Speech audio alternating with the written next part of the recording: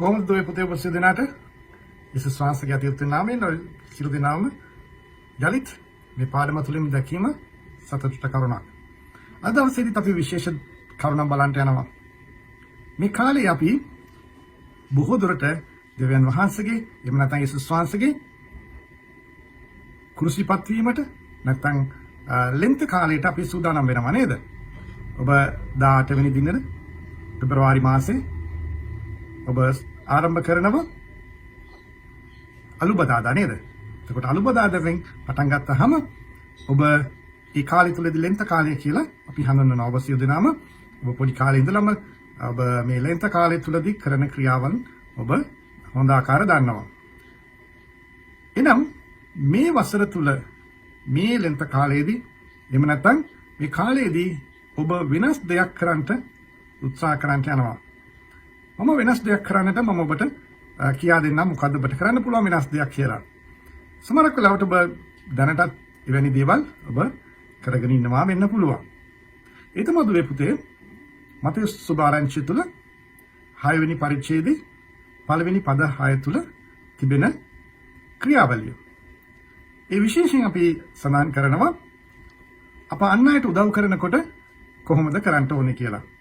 දැන් සාමාන්‍යයෙන් කියමනක් තිබෙනවා නැත්නම් කිතුණු ජීවිතය තුළ තිබෙනා වූ අභිරහස් වලින් එකක් තමයි දෙවියන් වහන්සේගෙන් කමාව ලබා ගන්නට නම් අන් අයට කමා කරන්න අවශ්‍යයි. ඒ වගේම තමයි දෙවියන් වහන්සේගෙන් ඔබ යමක් නැත්නම් යම් දෙයක් ඔබ ලබා ගන්නට අවශ්‍ය නම් ඔබ මොනවද කරන්න ඕනේ? ඔබ අන් අය අවශ්‍යතාවයෙන් ඉන්න අයට ඒවා ලබා දෙන්න ඕනේ. දැන් මම මෙහෙම කිව්වම ඒක ලේසි දෙයක් නෙමෙයි. ඔබ දන්නවා. ඔබට කැමති දෙයක් අන් අයට දෙන්න හරි අමාරුයි. එහෙම නැත්නම් ඔබ විනත් වැඩක ඉන්නකොට නැත්නම් විනත් කර්තව්‍යයක් කරගෙන ඉන්න ගමන් කවුරු හරි ඇවිල්ලා අහපුවම ඔබට ඒ දේ නවත්තලා ගිහිල්ලා උදව් කරනවා කියන එක ලේසි දෙයක් නෙවෙයි නේද? ඉතින් මේකට පුංචි කතාවක් මම ඔබට කියන්න පුතේ. ඔන්න දවසක් ශ්‍රී ලංකා දේශය තුළ ගමක හිටියා සුරේෂ් කියලා ඔබ වගේම තරුණ දරුවෙක්. ඔහු පාසල් ගිහිල්ලා ඔහු සූදානම් වෙලා සිටියේ පුංචි රැකියාවක් කරන්න. මන්ද ඔහු තාක්ෂණික පාසලක තාක්ෂණික විෂයක් ඔහු කරගෙන සිටියා. ඉතින් ඔහු විවිධ ආයතන වලට ගියා. ඔහුට රැකියාවක් හම්බුනේ නැහැ. නැත්නම් ඔහුට රැකියාවක් ආරම්භ කරන්නට ඔහුට පළපුරුද්දක් නැති නිසා හැමෝම කිව්වා බලමු කියලා. නමුත් කවුරුත් ඔහුට අවස්ථාවක් දුන්නේ නැහැ. ඉතින් ඔහු මොනවද කරේ? ගොඩක් දුරට ඔහුගේ තිබුණා යම් ගුණාංගයක්. ඒ තමයි මම දැන් ලොකුයි, මට දෙමව්පියන් මට වියදම් කරලා තිබෙනවා. ඒ නිසා මම ගෙදරින් මගේ වියදම මම ගෙදරින් ගන්නෙ නැහැ. ඉතින් පුළුවන් තරම් ඔහු මුදල් ටික එකතු කරලා තියාගෙන හිටියා ඔහුගේ පුංචි වියදම් සඳහා. ඉතින් දුවේ පුතේ ඔන්න දැන් පුංචි වියදම් කියපුවම ඔබ දන්නවා ස්මාර්ට්ෆෝන් එකක් එහෙම අතේ තියාගෙන ඉන්නකොට රීලෝඩ් එකක් එහෙම දාන්න වෙනවනේ. ඉතින් ඔහු ඔහොම තියාගෙන හිටියා. ඔහුට ඉතින් පුංචි බයිසිකලයකුත් තිබුණා. ඉතින් බයිසිකලේ තමයි ඔහු එහෙට මෙහෙට යන්නේ. එක්දා දවසක් ඔහු මේ බයිසිකලේ යන දවසක ඔහු දැක්කා වයසක මවක් ඇයට බස් නැවතුම් පොලක මොකක් හරි හේතුවක් නිසා ඇයට හුඟ වෙලාවක් බස් නැවතුම් පොලේ වැඳී සිටියා. ඉතින් මොහු දුටුවා මොකක් හරි ප්‍රශ්නයක් වෙන්නේ නැති කියලා. ඉතින් මොහු දෙතුන් පාරක් ඒ අවට යද්දි දැනගෙන සිටියා මේ අම්මා දැන් බස් එකෙන් කීප වතාවක්ම බස් ආවා නමුත් මේ අම්මා නැගී නැහැ කියලා. ඉතින් ඔහු කරපු දේ තමයි ළඟට ගිහිල්ලා අතම්මේ මොකන්ද ප්‍රශ්නේ කියලා අහුවා. ඉතින් ඒ අම්මත් මොනවද කරේ? S2 කඳුළු පුරවගෙන කිව්වා නේ පුතේ මෙහෙම මට මුදල් නැහැ. ඒ කියන්නේ අම්මගේ අතින් ඒ මුදල් නැති වෙලා හරි නැත්නම් තියෙන තැන හොයාගන්න නැහැ නැත්නම් මොකක් හරි දැන් එයාට යන්න විදියක් නැතුව ඉන්නවා ආපු ගමන. ඉතින් දැන් මේ සුරේෂ්ට මතක් වුණා ඔහු ගාව මුදල් තියෙනවා. නමුත් ප්‍රශ්නේ තියෙන්නේ ඔහුට පහවදා යන්න තියෙනවා තවත් ඉන්ටර්වියු එකකට රැකියාවක් සඳහා. නමුත් ඒ ඉන්ටර්වියු එකට ගියාම බස් වියදම විතරයි තියෙන්නේ. ඔහුට කන්නට මොන්නට මුදල් මදි. නමුත් ඔහු කරපු වැඩේ ඔහු ඒ තමා ගාව තිබුණ මුදල බස් වියදමට විතරක් තබාගෙන අනිත් තිබුණ මුදල් ටික ඒ අතමට දුන්නා. දීලා කිව්වා තමයි මේක තබා ගන්න ඔබ ගෙදර යන්න දෙවියන් වහන්සේ ඔබට ආශිර්වාද කරයි කියලා. ඉතින් එයා තමයි ගත්ත ගමන් කිව්වා අනේ පුතේ දෙවියන් වහන්සේ තමයි ඔයාව මට දේවදූතෙක් වගේ යවලා තියෙන්නේ කියලා. ඉතින් නමුත් දැන් මේ සුරේෂ්ට මේ මුදල් ටික දුන්නට සුරේෂ්ට ඉතර මේ ඉගෙන මතකත් නැහැ. දැන් ඔහුට සල්ලි ටික දුන්නා ගමන් ඊළඟ බස් එකෙන්ම අතම්ම බස් එකේ නැගලා යනවා දැක්කම ඉතින් හරි සතුටුත් දැනුණා. ඉතින් මොකද මෙච්චර වෙලා බලාගෙන ඉඳලා තියෙන්නේ මුදල් නැතුව. ඉතින් ඔහුට පුළුවන් වුණා අතම්මම බස් එකේ නැගලා යවන්න නේද? ඉතින් ඊට පස්සේ දැන් සුරේෂ්ට මොකද උනේ? පවුවදා සුරේෂ්ට මේ ඉන්ටර්විව් එකට යන්න තියෙනවා. ඉතින් සුරේෂ් ටිකක් රෑ ටිකක් කල්පනා කරගෙන හිටියා මේ රැකියාවත් මට හම්බ වෙයිද නැද්ද කියලා. නමුත් ඔහු හීනෙන් දැක්කා එදා රෑ ඔහුට රැකියාව හම්බ වෙනවා. ඉතින් නමුත් ඔහු කරපු වැඩේ ඔහුට ඒ විතරක් නෙමෙයි. ඒ හීනෙන් ඔහු දැක්කා ඔහු රැකියාවට මෝටර් සයිකල් යනවා. ඉතින් හරි සතුටින් තමයි මේ දැන් හීනෙන් දැකලා ඔහු එකපාරට හැරලා බලපුවම ඔහු බැලුවා මේක මේ ඇත්තක්ද නැද්ද කියලා. බලනකොට ඒක හීනයක්. නමුත් ඔහු කිව්වා දෙවියන් වහන්සේ මා සම්මත සිටිනවා. ඉතින් මේ ඉන්ටර්විව් එකත් මම අනිවාර්යෙන් යනවා කියලා ඔහු මුදල් ගැන බැලුවේ නැහැ. ඒ අතම්මට උදව් කරපු දෙයක් මතක නැහැ. ඔහු ගියා ඉන්ටර්විව් එකට. ඉන්ටර්විව් එක ගිය ගමන්ම ඒ ඉන්ටර්විව් එකේදී ඔහු පාස් වුණා. පාස් වුණා විතරක් නෙමෙයි. ඒ ආයතනය සාමාන්‍යයෙන් ආධුනිකයන්ට ඔවුන් එකපාරට මෝටර් සයිකලයක් දෙන්නේ නැහැ. නමුත් මේ සුරේෂ්ට ඒ ආයතනයේ ප්‍රධානියා කරපු වැඩේ මොහු අවංක බව දැනගෙන ඔහුට පළවෙනි දවසේ ඉඳලම රැකියාවට එන්නට මෝටර් සයිකලයක් දුන්නා. දැන් ඉතින් ඔහු හැමදාම වැඩට යන්නේ මෝටර් සයිකලෙන්. ඉතින් මේ කතාව තුළින් පුතේ දුවේ බලන්න අපට තිබෙන මුදල් ඉතුරුව තිබෙනවද නැද්ද කියන එක නෙමෙයි වැදගත් වෙන්නේ. අන් අයට අපිට පුළුවන් වෙන්න ඕනේ අන් අයගේ අවශ්‍යතාවය සපුරන්නට. අන් අයගේ අවශ්‍යතාවය අපි සපුරනකොට අපේ අවශ්‍යතාව කවුද සපුරන්නේ? දෙවියන් වහන්සේ සපුරනවා නේද?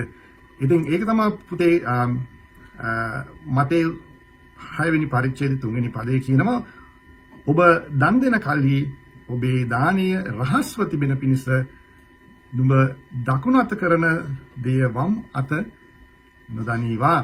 ඒ කියන්නේ අපිට කරනකොට අපිට සීමාවක් නැත කියන එක තමයි ඒකෙන් අපිට තේරුම් ගන්න පුළුවන් වෙන්නේ. ඉතින් මේ කාලය තුලදී පුතේ දුවේ මතක තබා ගන්න ඔබ ලෙන්ත කාලේ අපි ආරම්භ කරන්න පුළුවන් යම්කිසි ආරම්භයක් ඒ ආරම්භයක් විතරයි. එතකොට ඔබට ආරම්භ කරන්න ඔබට පුළුවන් දෙයක් එකතු කරගන්න දෙන්නටත් ඉස්සලාම අර සුරේෂ් වගේ යම්කිසි දෙයක් ඉතුරු කරන්නත් ඕන නේද? ඉතින් ඔබ දෙන්න කියන එකට වඩා මම ඉස්සලාම කියනවා ඔබට පටන් ගන්න ඉතුරු කරන්න. ඔබ යම්කිසි දෙයක් ඉතුරු කරන්න පුංචි දෙයක් වෙන්න පුළුවන්.